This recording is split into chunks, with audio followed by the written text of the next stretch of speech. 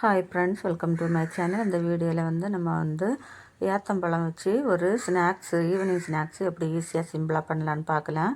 அதுக்காக நான் ஒரு சின்ன கப்புக்கு 2 கப் அளவுக்கு ஜவ்வரிசி எடுத்து ஒரு 10 நிமிஷம் நான் ஊற வச்சுருக்கிறேன். நல்லா வாஷ் பண்ணி அதை நம்ம ஊற வச்சுக்கலாம்.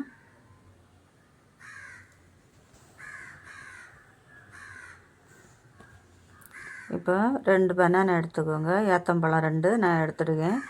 அதை நம்ம சின்ன சின்னதாக இந்த மாதிரி கட் பண்ணி எடுத்துக்கலாம்.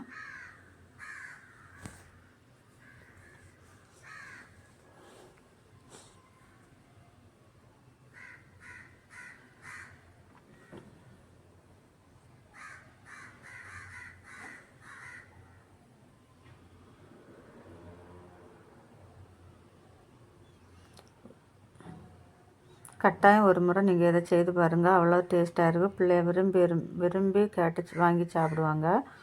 இப்போ நம்ம இன்னொரு பாத்திரத்தில் நான் 2 துண்டு சர்க்கரை எடுத்துருக்கிறேன். அதை நம்ம ஒரு அரை கப் அளவு தண்ணி விட்டு நம்ம இப்போ அதை அடுப்பில் நம்ம வச்சு இது பண்ணி எடுக்கலாம். இந்த பக்கத்தில் பாத்திரம் எடுத்து வச்சுக்கோங்க. பாத்திரம் சூடானதும் கொஞ்சமாக நெய் விட்டுக்கலாம். நெய் விட்டுட்டு நம்ம இப்போ கட் பண்ணி வச்சுருக்கேன் பாருங்கள் பழம். அந்த பழத்தை அதில் போட்டு நம்ம நல்லா இந்த மாதிரி மசிச்சு எடுக்கலாம்.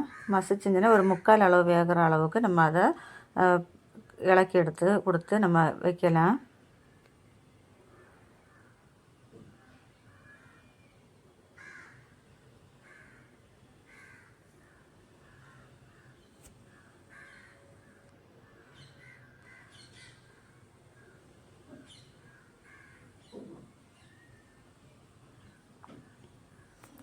அது நல்லா வதங்கினதுக்கப்புறமா இப்போ நான் ஒரு பாதி தேங்காய் பாதி முறி தேங்காய் திருவி எடுத்து வச்சுருக்கிறேன். அதை நம்ம அதில் போட்டு நல்லா இந்த மாதிரி இலக்கி எடுக்கலாம். இப்போ நெய்யோட வாசனையும் பழத்தோட வாசனையும் தேங்காயோட வாசனையும் நல்லா வர அந்த அளவுக்கு நீங்கள் இதை நம்ம வதக்கி எடுக்கலாம்.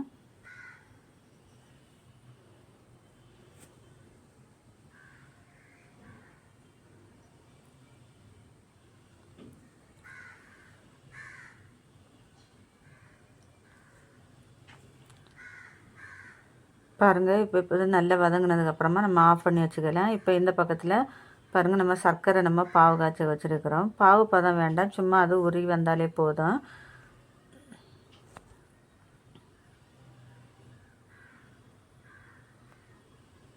இந்த பக்கத்தில் நம்ம ஊற வச்சுருக்கோம் பாருங்கள் ஜவ்வரி. அதை அதில் ஒரு 2 கப் அளவு தண்ணி விட்டு அதை நம்ம நல்லா வேக வைக்கலாம். அந்த கண்ணாடி பதம் வரும் பாருங்கள் ஜவ்வரிசி, அந்த அளவுக்கு நம்ம வேக வச்சுக்கலாம்.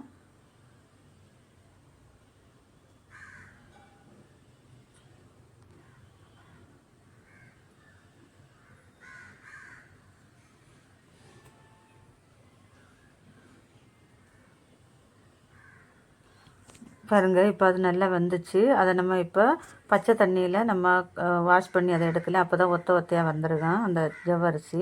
இப்போ இன்னொரு பாத்திரம் எடுத்துக்கோங்க. அதில் நான் 1 கப் அளவுக்கு புட்டு மாவு எடுத்துருக்கிறேன். அதுக்கப்புறமா நம்ம இப்போ ஃப்ரை பண்ணி வச்சோம் பாருங்கள் இந்த தேங்காய் பனானா எல்லாம், அதை எடுத்து நம்ம அதில் போட்டுக்கலாம். அதுக்கப்புறமா நம்ம வேக வச்சு வச்சுருந்தா அந்த ஜவ்வரிசி எடுத்து போட்டுக்கலாம்.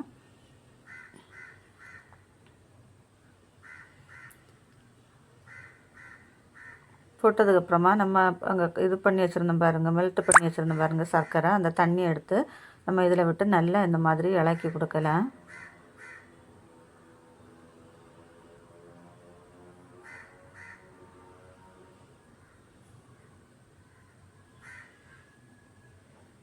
இனிப்பு நமக்கு உங்களுக்கு எந்த அளவு தேவையோ அந்த அளவு விட்டு நல்லா இந்த மாதிரி இலக்கி கொடுத்துக்கோங்க.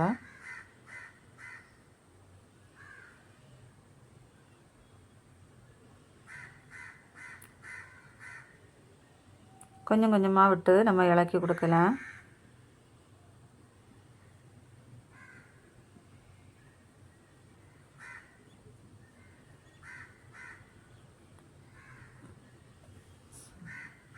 இலக்கி கொடுத்ததுக்கப்புறமா கொஞ்சமாக ஏலக்காய் பிடிச்சி வச்சுக்கோங்க. ஒரு 3-4 ஏலக்காய் பிடிச்சி அதையும் அதில் போட்டு இலக்கி கொடுக்கலாம்.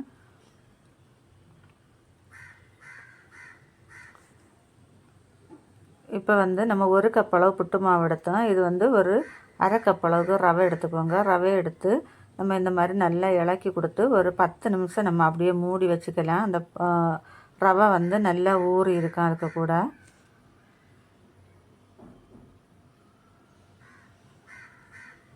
பாருங்கள் இப்போ நம்ம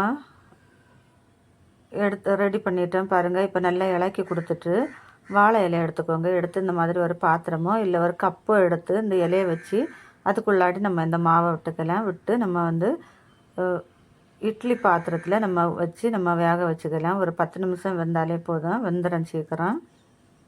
பாருங்கள் இப்போ நான் கப் எடுத்துருக்கிறேன். அந்த கப்புலேயும் அதே மாதிரி நம்ம இலையை உள்ளாடி வச்சுட்டு நம்ம இதை விட்டுக்கலாம். பாருங்கள் இப்போ ஒரு 10 நிமிஷம் வேக வைங்க. சூப்பரான ஈவினிங் ஸ்நாக்ஸ் ரெடி ஆச்சு. நீங்களும் இதை ட்ரை